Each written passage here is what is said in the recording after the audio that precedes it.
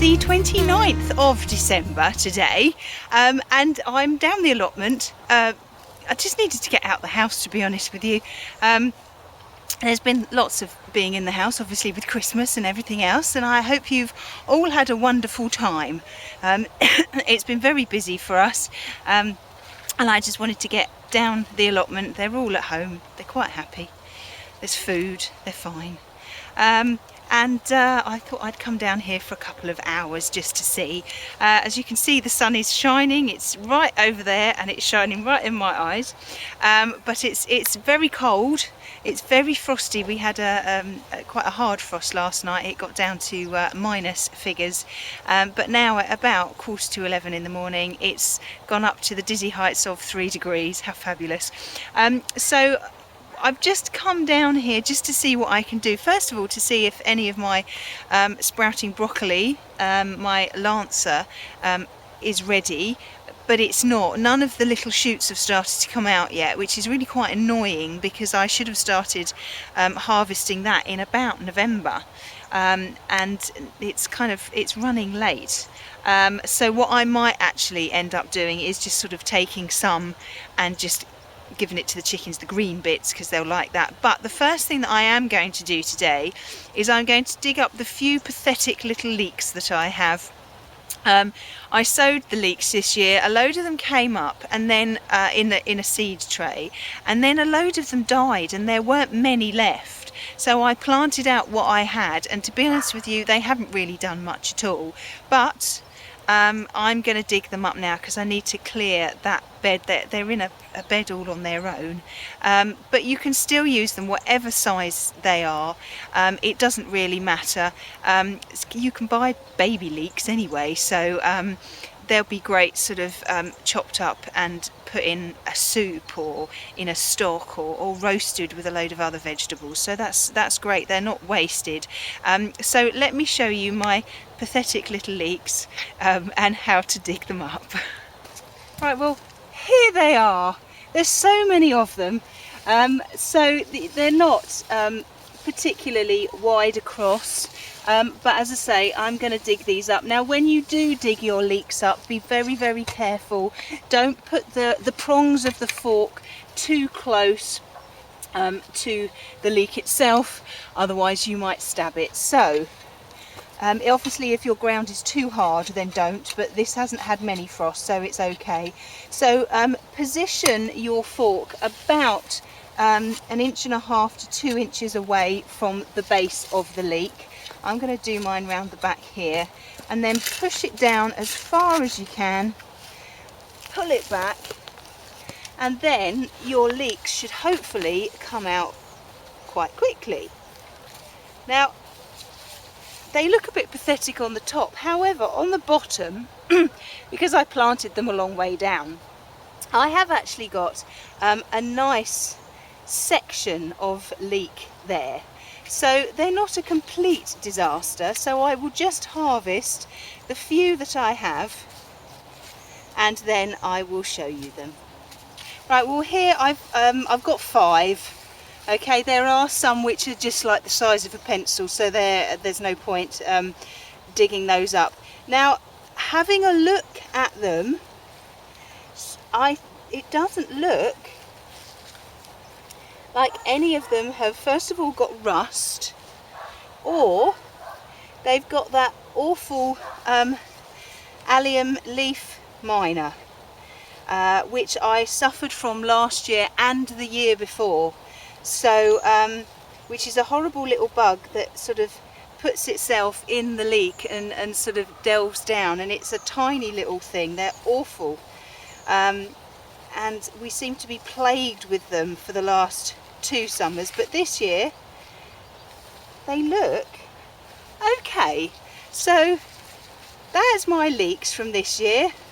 Not as good as I've ever had before, but I've still got 5.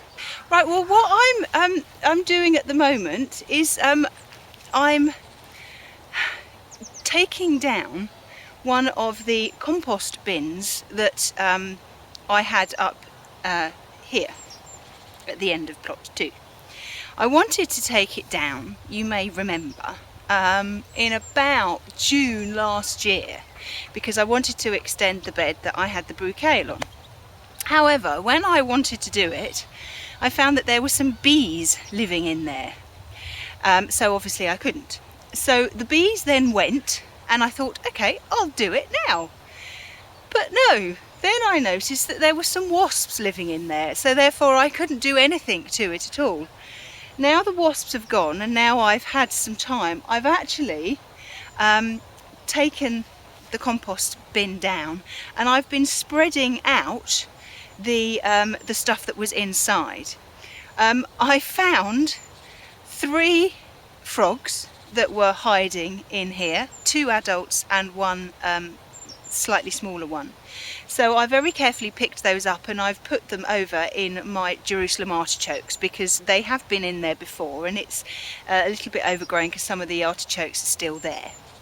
And there's a load of grass, so hopefully and there's a compost bin just over there, somebody else's, so they might go and find a new little home. So I did apologise to them. Obviously I found lots of worms and lots of spiders and other creepy crawlies, but I've just come across the nest that the wasps were in, that they had created, and I just thought I would show it to you because it really is quite fascinating. It's the first time I have ever seen a wasp's nest this close. There are no wasps in it, they've all gone, they've all left it, and they never come back to the same nest, they'll always build a new nest. So I'll just show you that in a little bit more detail. So here it is. Let's just move some of this couch grass out the way. Okay, so here's one section. It seems to be in sections. So there's one there, and then there's another one, and then there's another one, and another one, and so on and so forth, all the way back. I actually dug these ones up, but they seem to be in basically like pages of a book, one on top of each other. So we've got all the little holes in there. I hope you can see this well enough. And it just looks unbelievable. They're perfect hexagons, every single one of them, obviously apart from where I've chopped it off. But each one of these, there would be a wasp in. But if we look on the back, it's only, you've only got the hexagons on one side, and then on the back here, then we've got, it's just like a wall so that they don't fall through.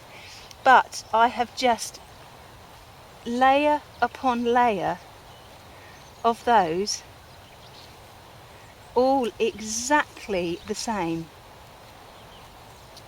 Isn't that absolutely amazing? If I find any more, then I'll let you know. I think it kind of goes round here, so there is a lot of it.